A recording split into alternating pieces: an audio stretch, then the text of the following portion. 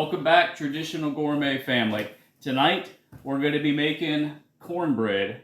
And not just any cornbread, but jalapeno cornbread. So, let's go ahead and get started. We're going to start off with 1.5 cups self-rising flour.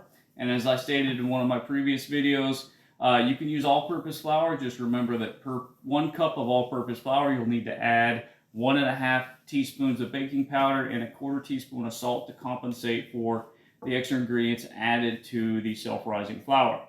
We're going to go ahead and use the White Lily soft wheat flour again. I cooked my biscuits off in a previous video with that, and I was really happy with it. So I'm going to use it again. And I also have a bunch of it still in the pantry, so it only makes sense. All right, so we're going to start off. We've got our 1.5 cups self-rising flour. To that, we're going to add 3/4 cups cornmeal. You can use a coarse ground or a fine ground if you want. I would stay away from corn flour. Just keep it cornmeal. Then we're going to add 1/4 cup of sugar. Now on this, you can omit it if you like, but sugar does play a role in the whole baking process, so maybe cut back just a little bit, but not too much. And next, we've got 1 tablespoon baking powder. So we're going to add a little bit more baking powder to our self-rising flour contents already because we are going to be adding the cornmeal, so we want to offset that.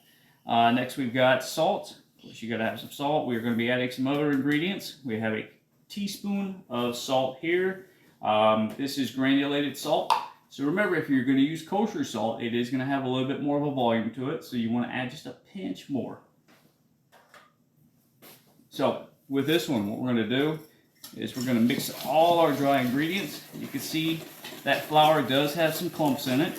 So by whisking it like this, it is going to help to break up those clumps, just as if you were to run it through a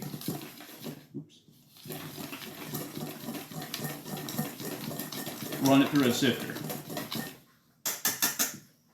Okay, so we got that. We're going to go ahead and set that aside.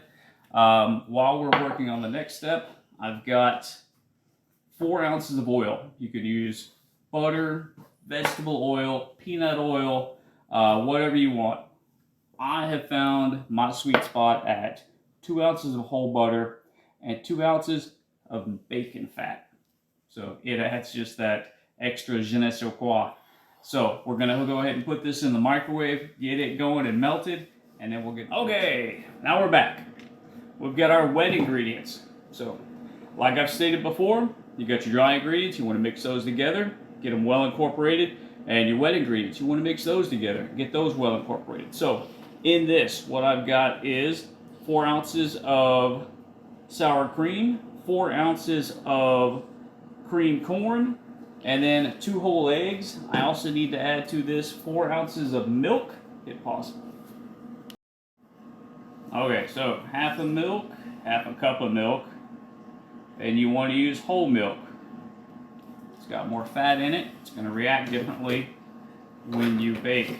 I would stay away from skim milk or anything like that. Alright, so we got our butter and our baking fat going in the microwave. It looks like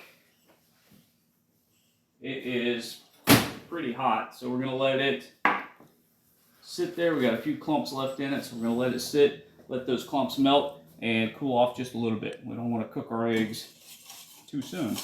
Alright, so 4 ounces of milk, 4 ounces of cream corn, 4 ounces of sour cream, and 2 eggs. I'm going to mix all this together.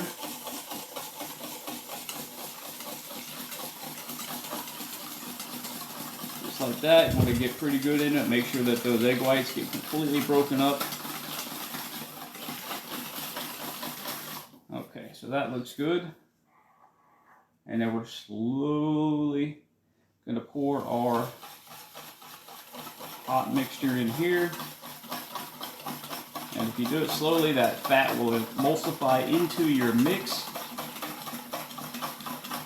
And it will work wonders on the final outcome. So like a lot of the recipes I share with my Traditional Gourmet family, I've used these over the years at places I've worked. I've been a chef for many, many years at many different places. So I've had a lot of time to test recipes and try different things, experiment. That's part of the fun is the experimenting. So anyway, we've got our wet mix, we've got our dry mix. Next, I didn't have jalapenos on hand, so I actually went out to the garden, got a fresh cayenne pepper. It's green, so it's not quite as spicy, but it is got a lot of flavor. It does have a lot of flavor, so we're going to incorporate that in there as well. And then we'll get mixing.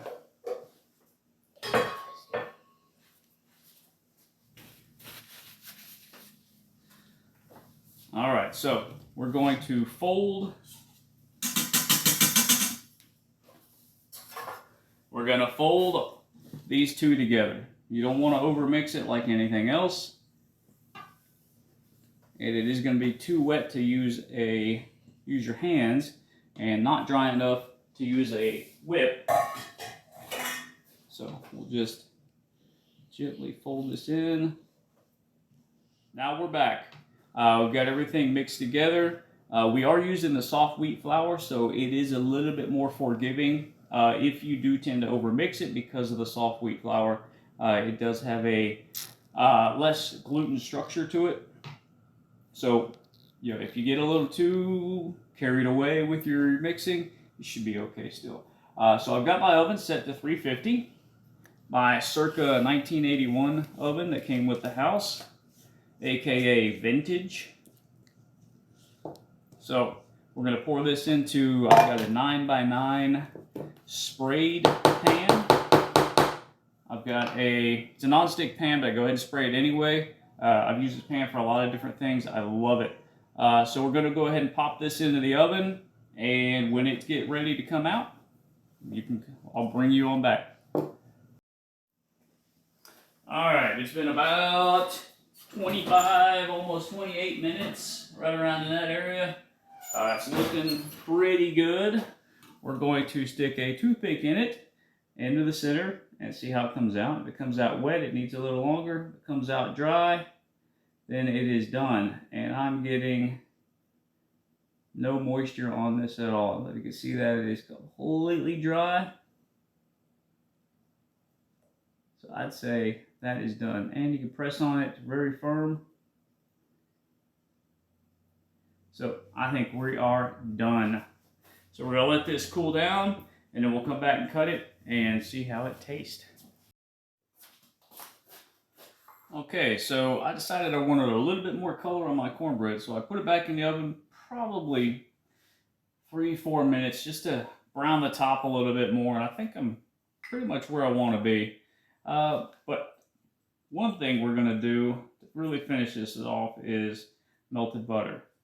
Took some butter, put it in a microwave safe dish, melted it down. Take a little pastry brush here, brush that on, give it a nice sheen. I'm going to let that soak in, and as this continues to cool, that butter will soak right into it, and we'll come right back and we'll see how it turned out. Our cornbread has been allowed to rest for about 15 minutes, so now it is ready to be cut. And like always, using a non-stick baking pan, so you want to be careful about what utensils you use in this. Obviously no metal, or you could remove the non-stick coating. So plastic spatula here should yield the results that I'm looking for. It's going right through it like a hot knife through butter. There we go. So that looks pretty good. All right, so we got a couple pieces already popping right out. That's awesome. Love these pans. Look at that. That's good. It's still pretty warm, but otherwise it's ready to go. One thing to make note of is, and a lot of people don't take this into consideration, but your cornbread does have egg in it and dairy, so you do not want to store it at room temperature. If you have any leftovers, put them in an airtight container, put them in the refrigerator. If you leave it out overnight, it will sour on you. at room temperature, and you do not want to smell that in the morning, believe me. Anyway, that's it for now. Until next time, don't forget to like and subscribe, and then hit that bell for notifications.